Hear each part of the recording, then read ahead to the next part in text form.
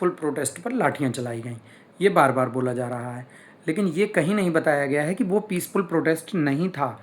Peaceful protest तब तक था जब तक आप एक जगह खड़े होकर प्रोटेस्ट कर रहे थे। जैसे ही आपने संसद की तरफ मूव किया, अब वो पीसफुल प्रोटेस्ट नहीं रहा। एक इमेज वायरल हो रही है जहाँ पे गन लेके अंदर गनमैन खड़े हुए हैं, आर्मी के लोग हैं, सुरक्षा गार्ड हैं, वो अंदर गन लेके खड़े हुए। वो संसद के अंदर की फ़ोटो है कि यदि कोई ऐसा उपद्रवी तत्व अंदर आएगा तो गन है। बाहर तो पुलिस ने केवल धकाया है बलपूर्वक रूप से, जब लोग नहीं ढके हैं तो फिर थोड़ा सा बल प्रयोग किया गया है।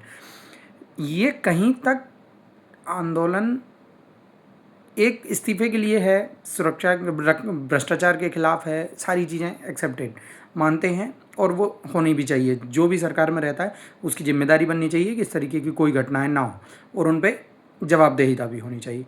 परंतु इसमें कास्टिज़म बहुत बड़े स्तर पर क्यों दिख रहा है, एक फिक्स रिलीजन क्यों दिख रहा है? स्टैंड अप कॉमेडियन इस तरीके की बातें बोल रहे हैं कि दूसरे धर्म के खिलाफ है, और जो जिसके अंडर में पूरा प्रोटेस्ट चल रहा है, जो इसको लीड कर रहा है, उसकी तरफ से कोई भी क्लैरिफिकेशन उसकी तरफ नहीं आया है कि ये उनका अपना व्यक्तिगत बयान है या कुछ भी इस तरीके की लाइन आनी चाहिए, कुछ भी उसमें नहीं है।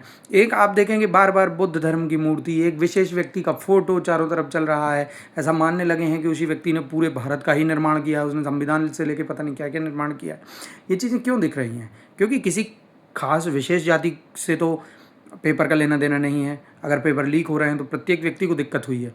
तो वो एक खास आप रील वगैरह देखिए या जिस तरीके की जो पोस्ट वायरल हो रही हैं, जो उन पे कमेंटेड हैं, आप कमेंट देखिए पूरी तरीके से, तो वो भी एक फिक्स रिलीजन या कास्ट के ही दिख रहे हैं।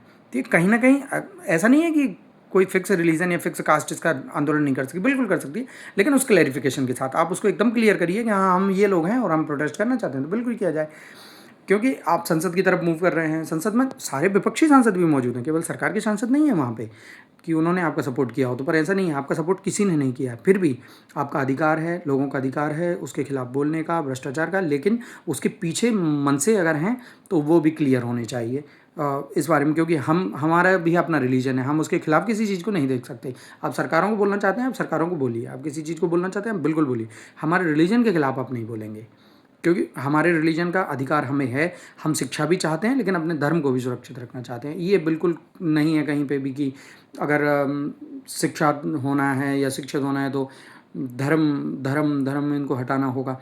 देखिए, सेकुलर कंट्री का मतलब सिर्फ इतना है कि राज्य का कोई धर्म नहीं होगा, लेकिन इसका मतलब ये नहीं है कि शिक्षाएँ ऐसी दी जानी चाहिए कि धर्म खत्म हो। इस चीज़ को समझना होगा और बहुत अच्छी तरीके से इस चीज़ को मानना होगा कि धर्म का अर्थ या धर्मनिरपेक्ष का अर्थ ये कहीं नहीं है कि उसको पूरी तरीके से समाप्त किया जाए या आपको जिस मानसिकता के साथ पढ़ा दिया गया है वही प्राथमिक होनी चाहिए। ये गलत है।